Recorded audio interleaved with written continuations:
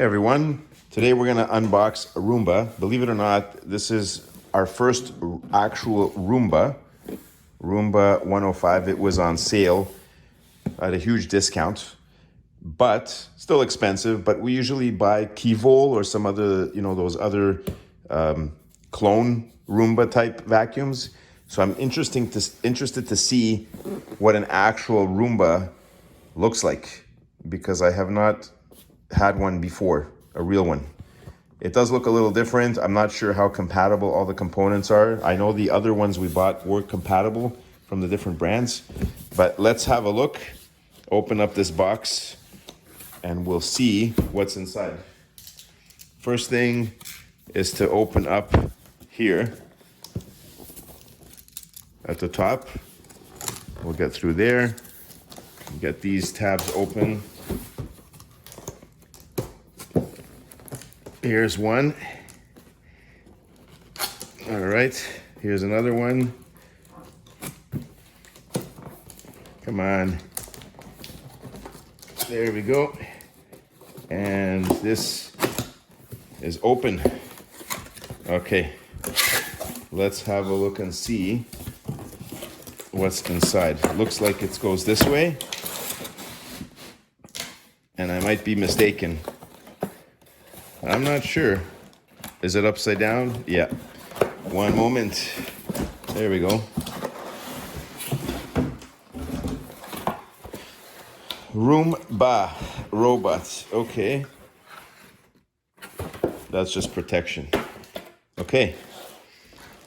Here's the robot.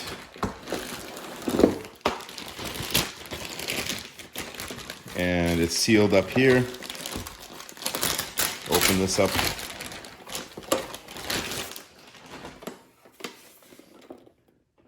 There it is. It does look a little different than the ones we have, but close. Very similar look. The Roomba robot. There's the information there. Okay. And it has only one brush. My other ones had two brushes. It looks like this only has one brush on one side.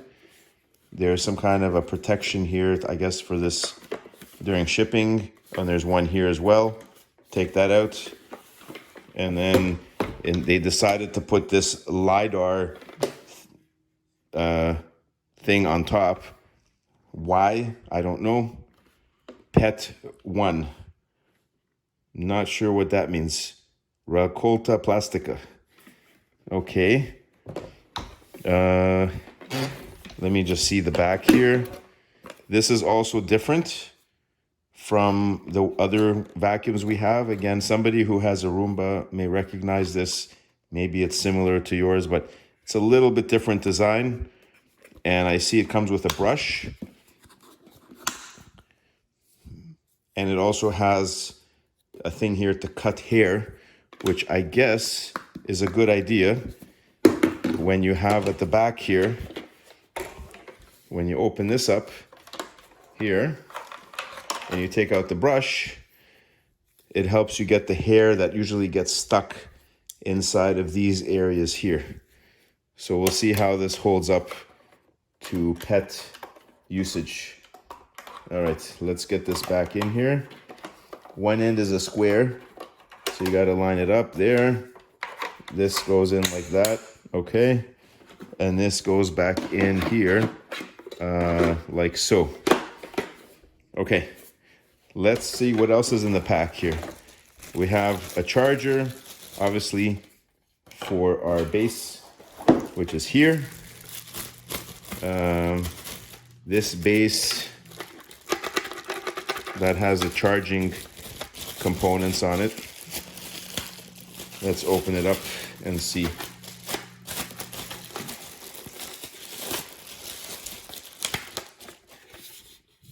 Okay, it sits like this, okay, on the ground like that.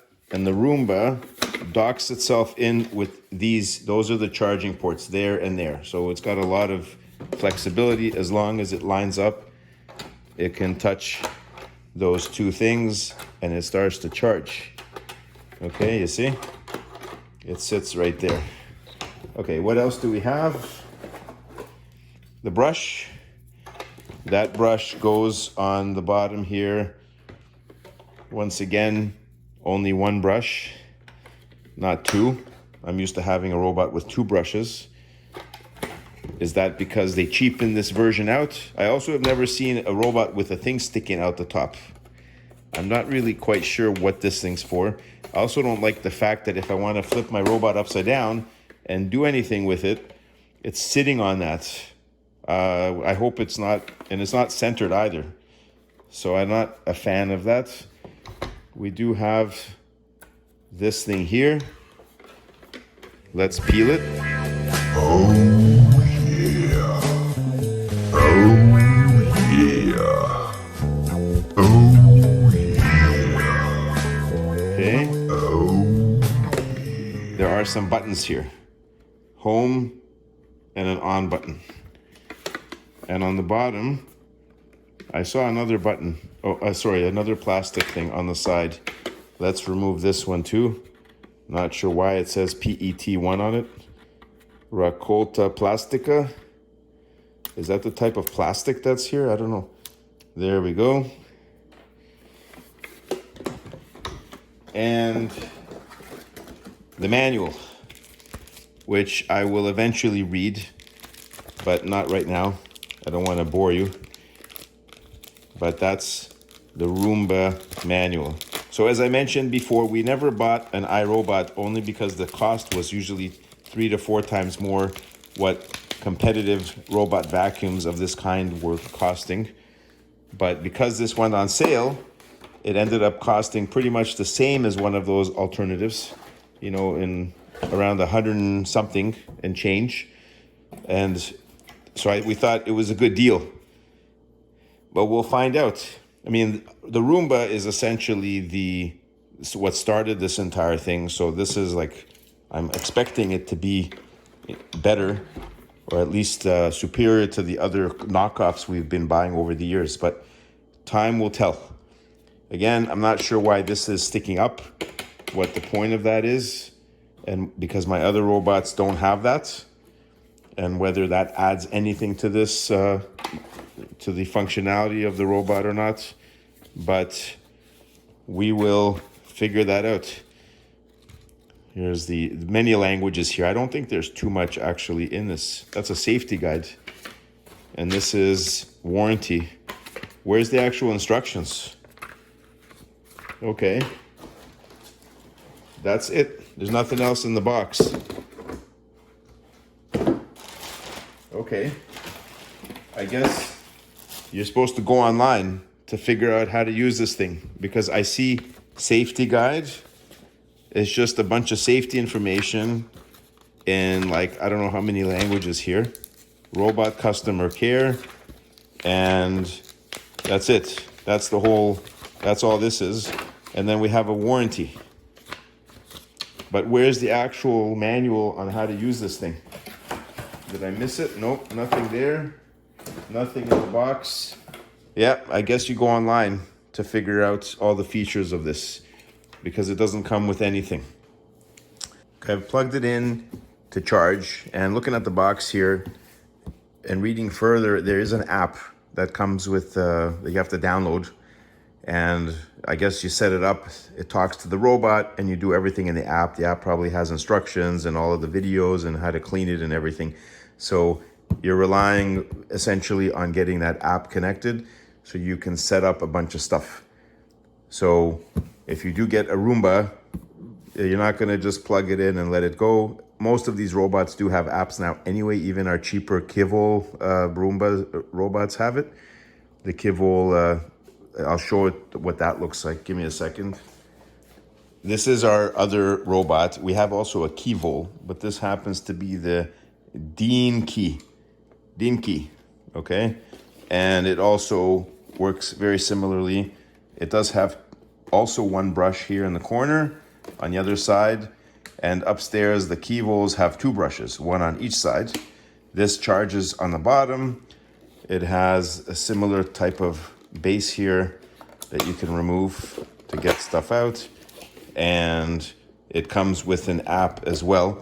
So apparently the Roomba, the reason it doesn't really include much as far as a manual goes in the box is because you're really reliant on this app.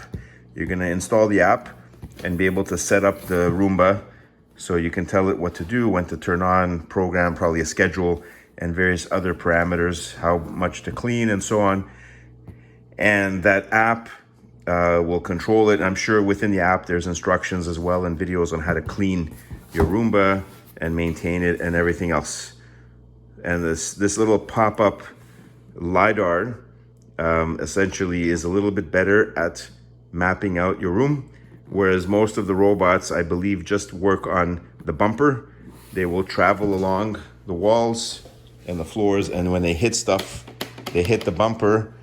They do have sensors, and they will map out things, but perhaps you need something that sticks up a little higher, like this LIDAR thing that they're proclaiming is better, to get a better view of your room.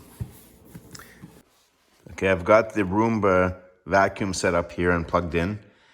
It is a 100 series vacuum, and apparently I went online to check out the app availability, and there's a Roomba, an iRobot Classic app, and there's iRoomba Robot Home app, which is for the newer one. So this is the new one, the iRobot Home versus the Classic app.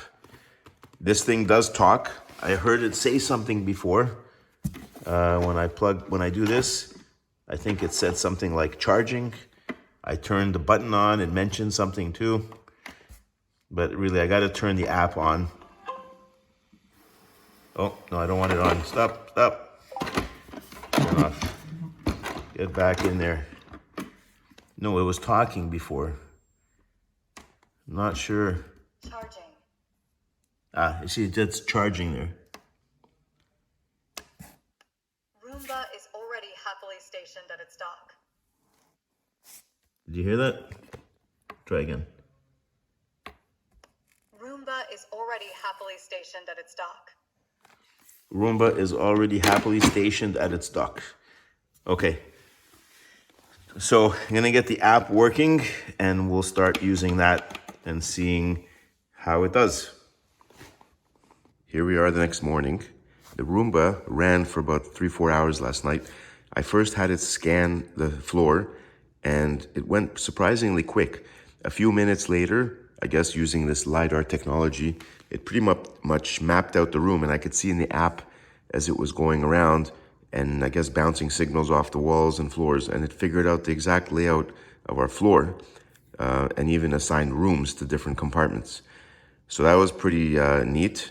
And then I had it go around. I started it going around, cleaning up, and we have a pet. Generates a lot of fur and hair everywhere. It parked itself back. Unfortunately, in order to get to the container, I gotta flip it around. So let's see what it got here. How do I open this up? Maybe I push this down while, oh, there we go. I got it. Whoa. All right, well, it has a pretty large containment area there. And that's a lot of stuff. Let me compare it to the other one. Give me 1 second. Here's our other robot back, the AirRobo. I don't know why I kept saying Kyvol. I think I had a Kyvol before. Okay, let's open this up. Same thing, I have to do this with one hand somehow. There we go. Oh, it's also covered. But notice that the Roomba, I believe, has a little bit larger containment area. It's definitely deeper. You can see it's significantly deeper in height. I'm not sure if the size is much bigger. It doesn't have these cutouts. Let's put them side by side. Yeah, it's a little bit bigger curve. So the Roomba has a larger area for sure to trap stuff. But yeah, that's what we're dealing with and why we have 3 of these. 1 Roomba and a couple of AirRobos. So with the AirRobos and the other knockoffs we've had, the charging is on that side there, right there, those two pads. So while it's sitting on the charger, you can just pull this out, empty it, and put it back, okay? The iRobot is the opposite. It's sitting here charging back there, and that's where the actual compartment is. So you have to move your robot off of the charger to empty it. It's a little bit more inconvenient, but I guess it is what it is. Come on. Charging. There we go. But yeah, that's essentially the difference. And then also notice this here, this AirRobo has 2 brushes, whereas the iRobot had 1. Let's just clean this up.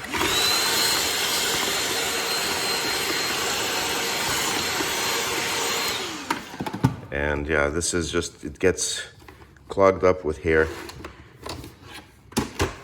from our hairy beast over here.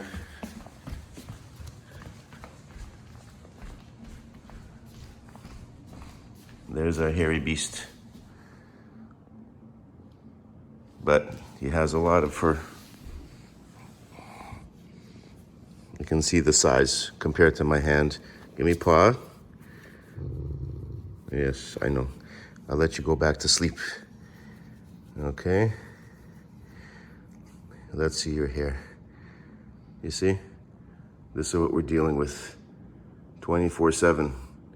Constantly shedding. As anyone who has a Mastiff breed can attest to, he's a cuddly bear, but unfortunately sheds a huge amount all the time. That's basically it. Just a quick look at unboxing and the first kind of test of the Roomba 105. Hopefully it will last us many, many years. It's our first official iRobot because we've been using these kind of clone type vacuums since. We started with a dog, but that's basically it. Thanks for watching. Bye for now.